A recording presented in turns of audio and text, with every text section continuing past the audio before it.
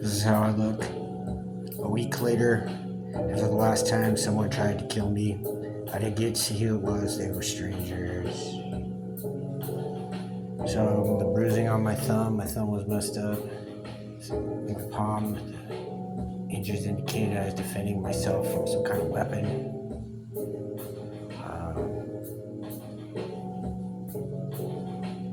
I got sick too, like my notes were swollen. I guess they were dirty motherfuckers too. Also on Friday, Iran struck. A lot of striking on Friday. So I said back in 2003, when I was at Fort Lewis on the Mesa in Durango, Colorado, I said, because there's a lot of NATO stuff going on in there. I don't know if people realize that's who it was. I didn't really when I first stepped in it. But they were, Europe was giving up their sovereign currency for the euro dollar. And I could tell, like, well, some of the plans they had for it, I could tell were antagonistic to the Russian Federation. It was being so gracious at that time, and they were just shitting in the Russians' face. And, like, because I'd been to Moscow as a student diplomat, and some of the graciousness, glasnost, and perestroika that they were shitting all over happened to be mine that I was working on. And I remember thinking back then, these guys obviously want to fight, so, like, anyway, they're like some weirdos, dude. They're into some occult shit. They're like trying to be the shadowy world power that governed all things with a slithering, shadowy hand. The Hand of Cthulhu Moves All Things is a card. And the Jackson Games Illuminati card game, The Hand of Cthulhu. Get this! Cthulhu is a character from a fiction, a novel by H.P. Lovecraft. Not part of any esoteric faith or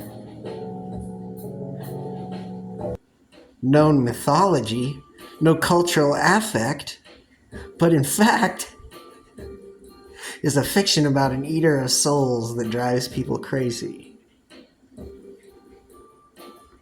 Which is all bunk compared to the Grendel graphic novels. If you guys ever got to read Grendel, Devil Quest was crazy. It was intense. Devil Quest is the one, Grendel. The other ones are good too. They're symbolic. My teeth hurt because I got hit in the mouth. See, look, I still got some. This one's never, like, I don't think any of you have ever seen me that this was my real tooth, because this Satanist named Pablo drugged me with a car while I was delivering papers. Because there's a lot of cult Satanists in my town where I grew up. They just hang out at this place called Devil's Playground. That was by a school. They used to get high and huff paint and shit. What did they do? Huff paint, look at porn, and fuck their little brother. Yeah, those guys. I can't imagine those guys had any fun worshiping Satan without paint or gas to huff. But apparently some of them are pretty serious about the shit. They have like a biker, like, gangs, And I'm all by myself. I hope you understand that dynamic. Is that, like, I don't have a gang. If anybody tells you I have a gang, I really don't. I have no gang. I am not the big dog. I cannot call up my fleas. Nie gewordest? Yeah? Well, it's good my face is getting better, because one of the reasons that people are always trying to kill me is because I'm so fucking pretty. And they're always trying to mess up my looks and scar me and do all kinds of terrible, like, perverse, cynical, cruel satanic, I guess. I hate to cut them loose on Satan because Satan's kind of a pussy. They're worse than Satanists. These dudes, they're a cult group.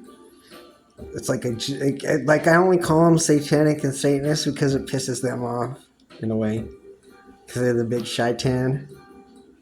Think of shaitan on shaitan. Take a shaitan. But seriously, the reason you watched this video this long was to find out something, and I'm telling you, the war is coming and the Americans can't win it. I could explain to you why, but I don't care, and you probably wouldn't understand. But I'm telling you now. It's been a while. I knew the war was coming. But yeah, the United States, some people here are going to know that the truth has been given away, and that the United States is going to have to stay, fight, and lose a lot. And they're not going to be able to get out of it for a minute. And when it's done, we'll be fortunate if we can save Israel and still have it like it was after World War II, where those people could live in Israel. But maybe not.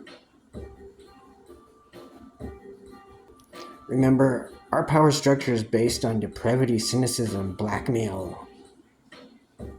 Some teenage girls, little girls, it's dumb. Like you have all the scandal and shit. People more interested in the scandal, less interested in whether or not Iran can win a ballistic operation in the north of Africa and in the Middle East.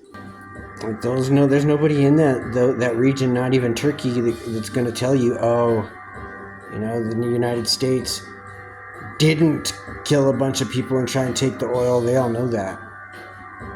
Coy, all right? The United States thinks they're so scary, people will just do whatever they want, but they're only acting like that for a while. Because really they know that you guys can't win. You don't have the value set it takes to win a war. You're depraved, cynical, perverse, distracted, obsessive, compulsive monsters as a whole and together all the time for a long time, so that your systems are falling apart. And there's no reason for anyone to believe that your military has some secrets that are going to run any different than any of the rest of the shit that goes on here. So no one's scared. They're going to fight you. They're going to fight you and they're going to fuck you up.